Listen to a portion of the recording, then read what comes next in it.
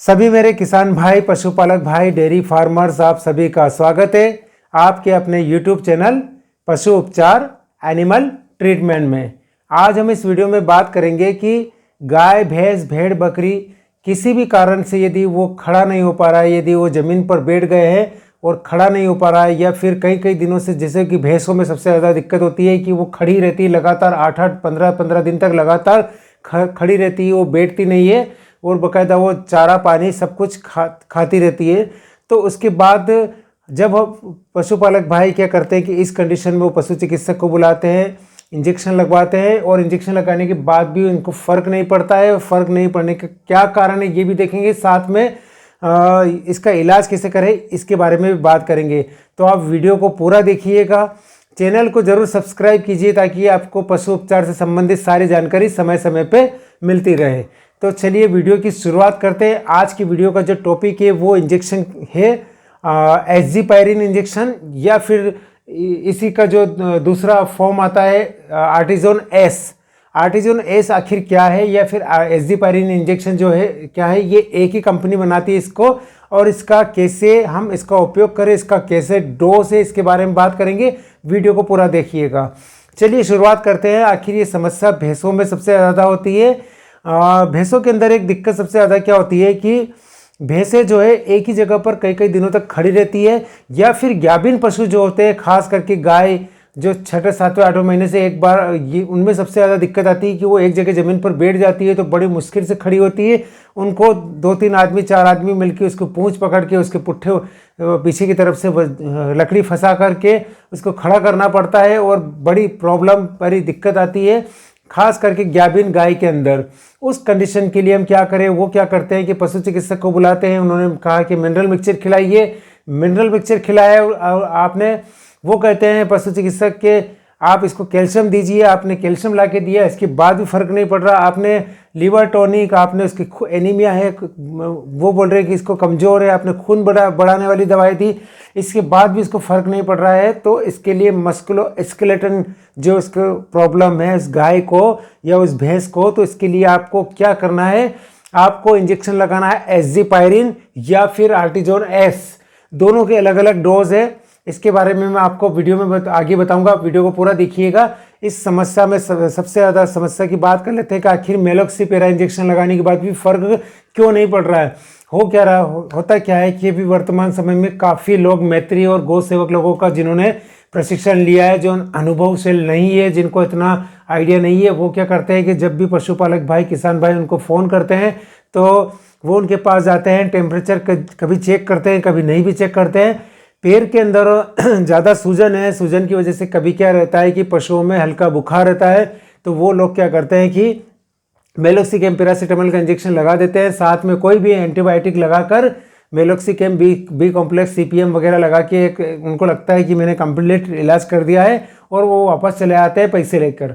अब इसका रिजल्ट क्या पड़ेगा कि पशु को बिल्कुल भी, चाहे गाय हो चाहे भैंस हो, वो बिल्कुल भी इसको फ़र्क नहीं पड़ेगा। इसलिए फ़र्क नहीं पड़ेगा कि उसकी जो प्रॉब्लम है, गाय की जो गाय गाभिन है वो ज़मीन पर बैठ गई है, जो भैंस कई कई दिनों से खड़ी है, उसके अंदर जो है मस्कुलो स्केलेटन, यानी कि उसकी जो जॉइंट्स होते हैं पशुओं के, उसके हड्डियों के, उसके मसल्स जो है उसके अंदर जो दर्द रहता है, उसके अंदर जो पेन रहता है, खास करके लिगामेंट में दर्द रहता है, उस वजह से उसको फ़र्क नहीं पड़ेगा मेलोक्सिकेम पैरासीटामोल इतना अच्छा से इस चीज़ पर काम नहीं करेगा। इसके लिए आपको इस इंजेक्शन का उपयोग करना पड़ेगा एज़िपायरिन। एज़िपायरिन इंजेक्शन के अंदर क्या है, एज़िपायरिन इंजेक्शन के अंदर है फिनाइल ब्यूटाजोन। फिनाइल ब्यूटाजोन अंदर जो आता है 150 mg में आता है, साथ में आता है एनाल्जिन इंजेक्शन, जो सामान्य एक दर्द निवारक एक दवा है, केवल एनाल्जिन, जिसका काम है दर्द को कम करना। अब जो एज़िपायरिन इंजेक्शन, जो पुराने जो पशु चिकित्सक है, पुराने जो साथी लोग हैं, वो सभी जानते हैं इस इंजेक्शन के बारे में। एज़िपायरिन इंजेक्शन जो है 5 ml की कांच के एम्प्यूल में आता है, और बड़े पशु में कम से कम 3 एम्प्यूल यानी कि 15 ml का डोज देना पड़ेगा, तब जाके उसको बिल्कुल फ़र्क पड़ेगा। एज़िपायरिन इंजेक्शन जब भी आप इस्तेमाल करें तो साथ में PPF 40 लाख यूनिट या फिर DCR इंजेक्शन का यूज़ करें, पशु को एकदम से रिलीफ मिलेगा। ध्यान रखिएगा कि कभी भी एज़िपायरिन इंजेक्शन के साथ आप कोई भी दूसरा मेलोक्सिकेम पैरासीटामोल मत दीजिए।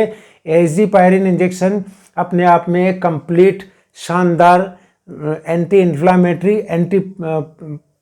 इन्फ्लामेटरी के साथ साथ पावरफुल पेन किलर है, और इसके साथ आपको कोई भी मेलोक्सिकम पैरासीटामोल देने की ज़रूरत नहीं है। अब बात कर लेते हैं आर्टिजोन एस इंजेक्शन के बारे में। आर्टिजोन एस इंजेक्शन इसलिए डबल स्ट्रेंथ के साथ है क्योंकि कंपनी ने इसमें क्या करा है कि फिनाइल ब्यूटाजोन के साथ इसको 200 mg में दिया है, इसकी डबल स्ट्रेंथ करी है, इसमें एनाल्जिन ड्रग नहीं दी गई है, बस अब इतना सा अंतर है। अब इसके अंदर इसका एनाल्जिन नहीं होने की वजह से इसका डोज बढ़ जाता है। बड़े पशुओं में भैंस की बात करें तो इसको 30 ml पूरा लगाना है आर्टिजोन एस। गायों की बात करें, गाय अगर यदि कमज़ोर है तो 20 ml तो मिनिमम उसको डोज देना ही है, चाहे कैसी भी कंडीशन हो, क्योंकि गाय का जो एवरेज वजन जो होता है वो 3 कुंटल से तक मिनिमम होता है और 3 कुंटल से ऊपर ही मिलता है। तो और भैंस की बात करें तो मैंने जैसे कि बताया 30 ml देना है। और एजिपायरिन इंजेक्शन की बात करें तो गाय के अंदर भी सेम वही डोज देना है 15 ml, और भैंस के अंदर भी वही 15 ml देना है। क्योंकि इससे आपको क्या होगा कि आप अभी जो कई समस्या आती है कि गाय बैठ जाती है, खड़ी नहीं होती है, और ये इस समस्या में आप एजिपायरिन इंजेक्शन का या फिर फिनाइल ब्यूटाजोन यानी कि आर्टिजोन एस इंजेक्शन का दोनों का उपयोग कर सकते हैं। दोनों ही बढ़िया है, किसी में और रिजल्ट में 19-20 जैसा बिल्कुल नहीं है। जो आपको अवेलेबल हो जाए वो आप इजीली लगा सकते हैं। बट अगर मैं अपने प्रैक्टिकल नॉलेज के हिसाब से अगर मैं देखूँ तो एजिपायरिन इंजेक्शन बेटर है आर्टिजोन इंजेक्शन से, क्योंकि इसमें साथ में एनाल्जिन दिया है, इसलिए ये थोड़ा ज़्यादा इफेक्टिव होता है। तो ये मैंने आपको इसके लिए बताया आपको, ताकि जो नए लोग हैं, जो नए मैत्री वाले लोग हैं, जो नए गौसेवक लोग हैं, उन लोगों को ये इस बारे में जानकारी मिल सके कि आखिर एक स्वस्थ पशु का व्यवस्थित इलाज कैसे करना है। अनावश्यक रूप से एंटीबायोटिक और अनावश्यक रूप से मेलोक्सिकम पैरासीटामोल का मिसयूज नहीं करना है, पशु को हमको ठीक करना है। अब क्या होगा, क्या करिएगा, यदि कोई दुधारू पशु है, ज्ञावन पशु है, तो बार बार आप मेलोक्सिकम पैरासीटामोल लगाएंगे तो उससे क्या होगा कि पशु का फ़ायदा होने के बजाय उसको शारीरिक नुकसान ही होगा। इसलिए आपको इस इंजेक्शन के बारे में जानकारी होना बहुत ही आवश्यक है, जानकारी हमेशा होनी चाहिए।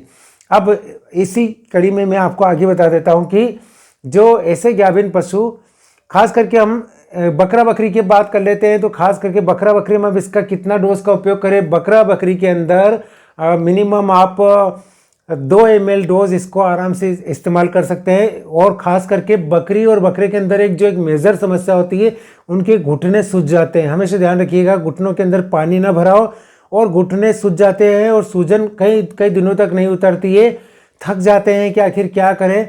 वहाँ पर जो है एजिपायरिन इंजेक्शन इतना शानदार काम करेगा कि आप 3 दिन तक इसको कंटिन्यू 2-2 ml डीप इंट्रामस्कुलर लगाइए, साथ में 20 लाख प्रोकेन पेनिसिलिन जरूर इसको डीप इंट्रामस्कुलर दीजिए। इससे क्या होगा कि आपका जो बकरा बकरी के अंदर जो घुटने सूजने की समस्या आती है वो समाप्त हो जाएगी, वो बिल्कुल ठीक हो जाएगी। वीडियो अच्छा लगे तो लाइक कीजिएगा, शेयर कीजिएगा, चैनल को जरूर सब्सक्राइब कीजिएगा। वीडियो देखने के लिए आप सभी का बहुत बहुत धन्यवाद।